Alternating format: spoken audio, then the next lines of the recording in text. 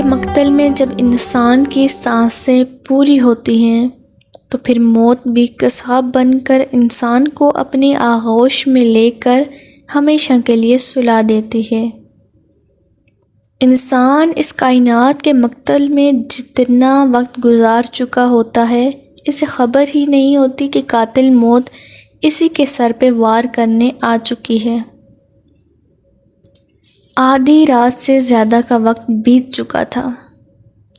آج پھر سے وہ شب بیداری میں تھی، اور پچھلے کئی روز سے اس کی راتیں عموماً ایسے ہی گزر رہی تھیں۔ اس کے ہاتھ میں وہ گفٹ تھے جو اسے برتھ ڈے پہ وش کرنے پہ اس کی طرف سے ملے تھے۔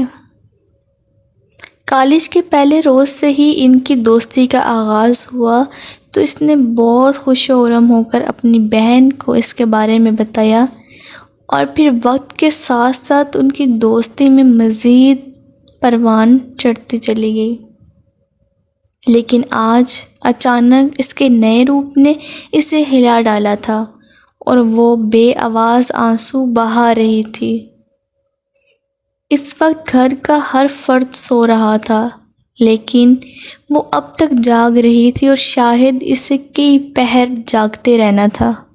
اس کا درد جسمانی اعضاء میں نہیں تھا، مگر وہ نفسیاتی بیمار ہو رہی تھی۔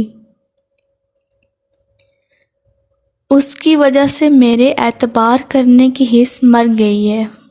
مجھے لوگوں سے خوف آنے لگا ہے۔ میں اب کافی عرصے تک دوست نہیں بنا پاؤں گی، بلکہ شاید ساری زندگی دوستوں کے بغیر رہوں گی۔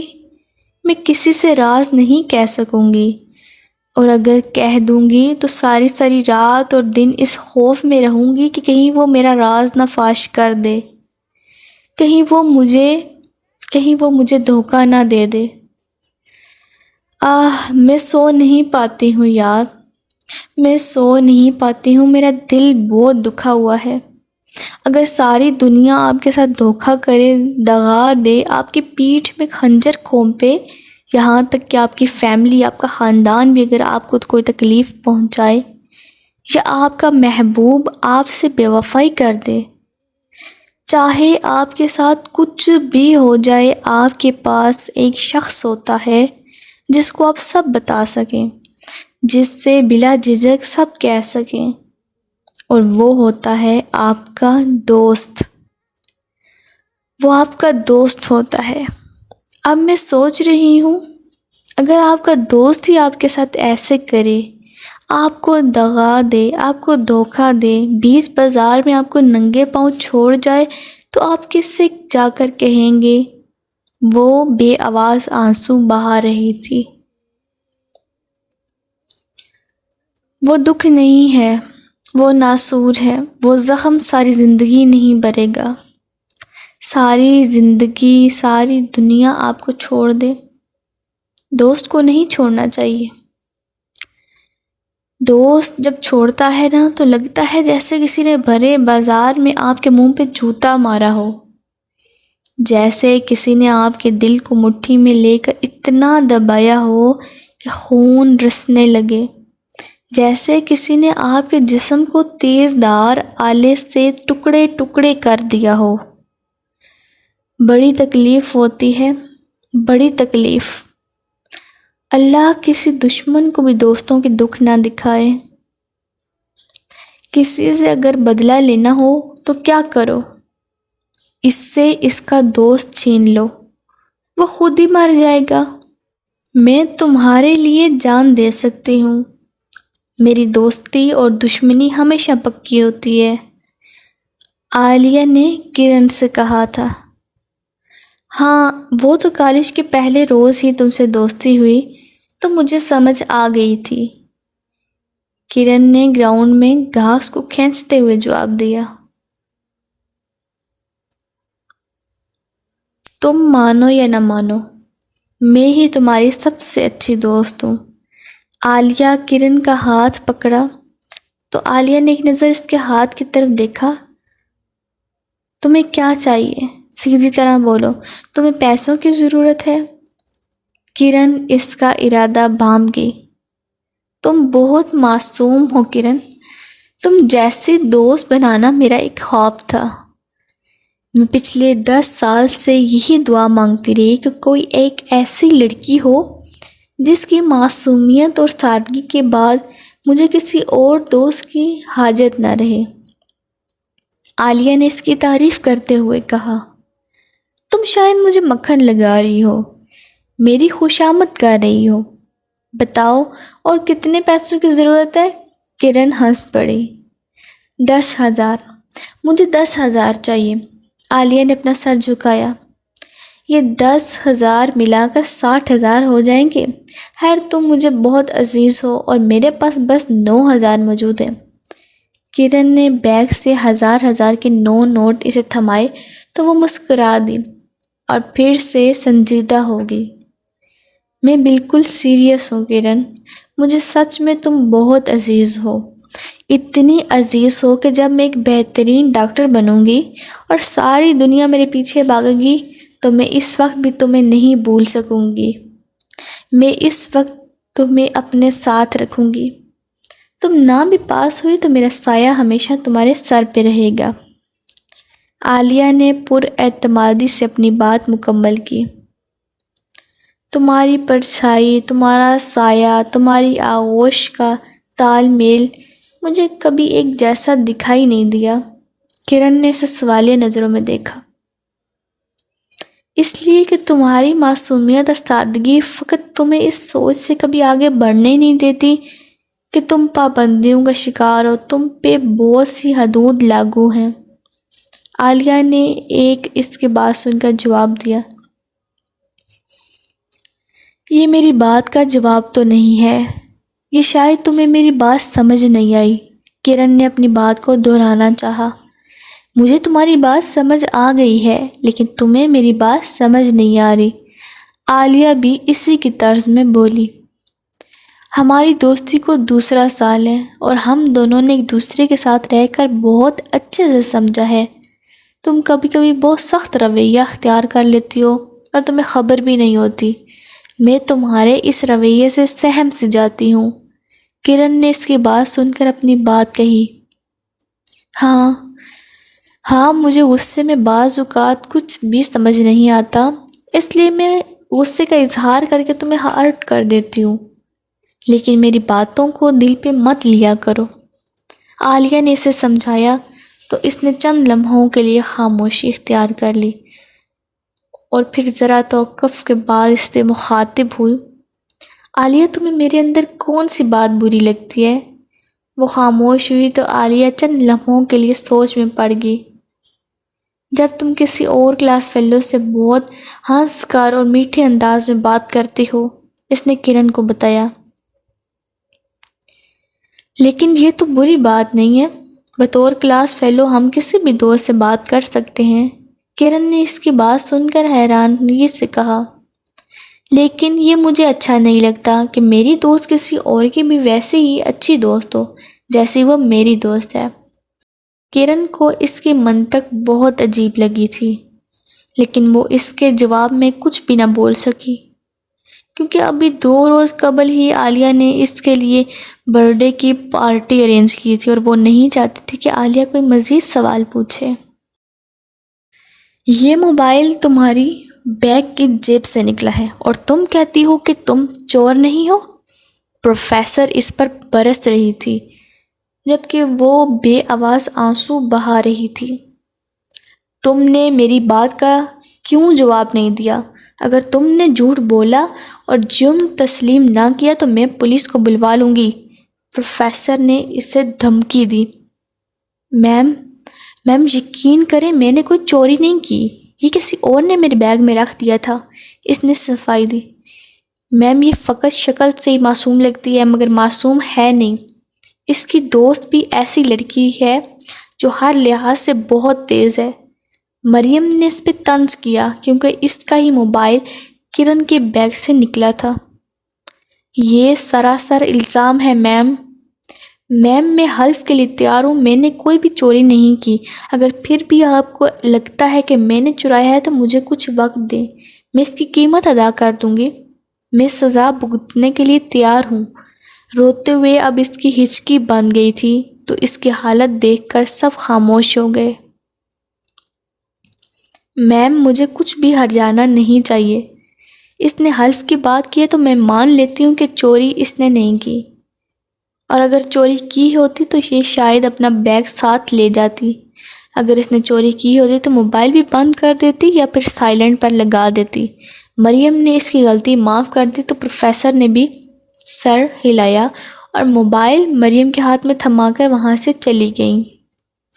کلاس روم میں موجود باقی لڑکیاں بھی وہاں سے ایک ایک کر کے نکل گئیں، جبکہ وہ وہاں پر اکیلی رہ گئی۔ وہ کرسی پر بیٹھی بھی آواز آنسو بہا رہی تھی۔ اس کی آج بلا وجہ ہی انسلٹ کی تھی، اور وہ کام جس کے بارے اس نے کبھی سوچا بھی نہیں تھا، آج اسی کا الزام اسی پر لگا تھا۔ وہ ہچکیوں میں رو رہی تھی جب عالیہ کلاس میں داخل ہوئی، اور اس کے آنسو دیکھ کر ہکا بکا رہ گئی۔ کیا ہوا ہے کرن؟ کیا تم ٹھیک ہو؟ وہ سکتے میں آگے بڑھی تو کرن نے پتھرائی ہوئی آنکھوں سے اسے دیکھا۔ تم چلی جاؤ، تم کیسی دوست ہو؟ جب مجھے تمہاری ضرورت تھی تو تم غائب تھی، تم یہاں سے باہر چلی گئی تھی، کرن نے اسے شکوہ کیا۔ لیکن عالیہ آگے بڑھ کے اسے اپنے ساتھ لگایا اور اسے چپ کروانے لگی۔ کرن بھی اس کے ساتھ لگ کر بے آواز رو رہی تھی۔ انہوں نے مجھ پر چوری کا الزام لگایا ہے عالیہ میں چور نہیں ہوں، میں نے بالکل بھی چوری نہیں کی، وہ بولی تو عالیہ نے اس کے آنسو صاف کیے۔ مجھے یقین ہے کہ تم کبھی بھی چور نہیں ہو سکتی۔ اس کی بات ابھی مکمل نہیں ہوئی تھی جب مریم اپنے ساتھ چند لڑکیوں کو لے کر داخل ہوئی، اور آتے ہی اس نے ایک زوردار تھپڑ عالیہ کو رسید کیا۔ انتہائی گھٹیا ترین لڑکی ہو، کیا ملا ہے تمہیں یہ سب کر کے؟ تمہیں ذرا بھی شرم نہیں آئی؟ مریم نے عالیہ کو گریبان سے پکڑا۔ کیا ہوا ہے؟ کیا کیا ہے میں نے؟ اس نے مریم کا ہاتھ پکڑا۔ جو چوری تم نے کی وہ دراصل اس نے کی ہے، اسی نے تمہارے بیگ میں موبائل رکھا تھا اور خود موقع سے فرار ہو گئی۔ مریم کے الفاظ نے اس پر بم پھوڑا۔ وہ گرتے گرتے کرسی پر بیٹھی۔ کیا کسی کی معصومیت کو داغدار کرتے ہیں، اس پر الزام لگاتے ہیں؟ تمہیں شرم نہیں آتی؟ مریم اس پر غورائی، جبکہ عالیہ سر جھکائے خاموش رہی۔ میں بس تم سے یہی سوال کرتی ہوں، کیوں تم نے یہ سب میرے ساتھ کیوں کیا؟ میں تم سے صرف ایک سوال کرتی ہوں، مجھے صرف یہ بتاؤ کہ تم نے میرے ساتھ ہی ایسا کیوں کیا؟ کرن نے انتہائی کرب کے عالم میں اسے دیکھا۔ کیونکہ اس نے مجھے کہا تھا کہ میں تم سے دور رہوں، تم سے دوستی نہ کروں۔ اس نے مجھ سے کئی بار لڑائی بھی کی تھی، لیکن میں نے اس کی بات نہیں مانی اور نہ ہی تمہیں بتایا۔ میں نے اپنی آنکھوں سے اسے دیکھا ہے، یہ تمہارے بیگ میں موبائل رکھ رہی تھی۔ کرن، میں نے تمہیں اس سے باز رہنے کی نصیحت کی تھی، لیکن تمہیں اس پر اندھا یقین تھا، اور اب اس یقین کا انجام دیکھ لو۔ اس نے تمہارا یقین توڑ دیا۔ مریم کے ساتھ ہی اس کی ایک کلاس فیلو صدف کھڑی تھی، جس نے مزید انکشافات کر کے عالیہ کے راز کھولے۔ کاش میں یہ راز افشا ہونے سے پہلے مر جاتی۔ کرن کا جی چاہا وہ چیخے، لیکن وہ چیخ نہ سکی، اور پھر اپنا بیگ اٹھائے کلاس روم سے باہر نکل آئی۔ اس کا رخ اب گھر کی طرف تھا، لیکن اس کی حالت بہت خراب ہو رہی تھی۔ وہ الجھی ہوئی تھی، اس کی ذات ٹوٹ پھوٹ کا شکار تھی، اور آنکھوں میں مسلسل آنسو تھے۔ وہ اسی حالت میں گھر پہنچی اور خود کو کمرے میں بند کر لیا۔ اس کی مما نے بار بار دروازہ کھٹکھٹایا اور اس سے کھانے کا پوچھا، لیکن اس نے طبیعت خراب کا بہانہ بنا کر کھانا کھانے سے انکار کر دیا۔ اس کے سالانہ پیپرز بہت قریب تھے، لیکن وہ پچھلے ایک ماہ سے کالج نہیں گئی تھی۔ آج بھی آدھی رات سے زیادہ کا وقت بیت چکا تھا، لیکن اسے نیند نہیں آئی تھی۔ پچھلے کئی ہفتوں سے اس کا درد یوں ہی مسلسل بڑھ رہا تھا۔ وہ اس اذیت سے نجات کے لیے موت مانگتی، لیکن اس کی اذیت کم نہ ہوئی، اور نہ ہی اسے موت آئی۔ اس کے ہاتھ میں عالیہ کے دیے گئے برتھ ڈے گفٹ تھے، جنہیں دیکھ کر اسے رونا آ رہا تھا۔ وہ اٹھ کھڑی ہوئی اور کھڑکی کے پاس جا کے کھڑی ہو گئی۔ کھڑکی باہر کا موسم شدید بارش کی وجہ سے سرد ہو چکا تھا اور بارش اب بھی جاری تھی۔ وقفے وقفے سے آسمانی بجلی چمکتی، بادل گرجتے، لیکن اس کی ذات میں اتنی دراڑیں پڑ چکی تھی کہ اسے بادل کی گرج چمک کا کوئی خوف نہیں تھا، اور نہ ہی وہ بجلی چمک سے چونک رہی تھی۔ وہ اسی حالت میں کھڑی خود سے جنگ میں مبتلا تھی جب ہی اسے اپنی سانس پھولتی ہوئی محسوس ہوئی۔ آس پاس موجود ہر چیز اسے گھومتی ہوئی نظر آئی۔ اسے چکر آ رہے تھے۔ اس نے چند قدم آگے بڑھا کر پانی گلاس میں ڈالا اور پانی پینے لگی، لیکن گلاس اس کے ہاتھ سے گر کر ٹوٹ گیا اور وہ فرش پر بے ہوش ہو کر گر پڑی۔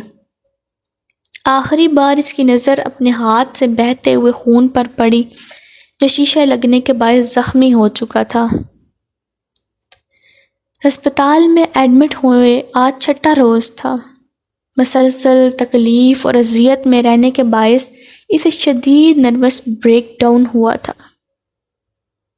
اور وہ بے ہوش ہو گئی تھی، اور ابھی تک بھی اسے ہوش نہیں آیا تھا۔ ڈاکٹرز نے اس کے ہوش میں آنے کی امید چھوڑ دی تھی۔ وہ ہسپتال کے بیڈ پر بے سود پڑی وینٹیلیٹر کے زیر اثر سانس لے رہی تھی۔ ہسپتال میں کچھ فاصلے پر اس کے ماں باپ کھڑے رو رہے تھے۔ ایک کونے میں اس کا بھائی زمین پر بیٹھا اشک بہا رہا تھا اور بڑی بہن گود میں اپنے بیٹے کو اٹھائے مسلسل اس کا نام پکار رہی تھی۔ اس کا چہرہ بھی بھیگ چکا تھا، لیکن وہ تھی کہ جیسے مردہ ہو چکی ہے۔ دیار غیر میں مقیم ایک بھائی ہر روز ویڈیو کال کر کے اس کی حالت دیکھتا اور پھر آنسو بہاتا ہوا فون بند کر دیتا۔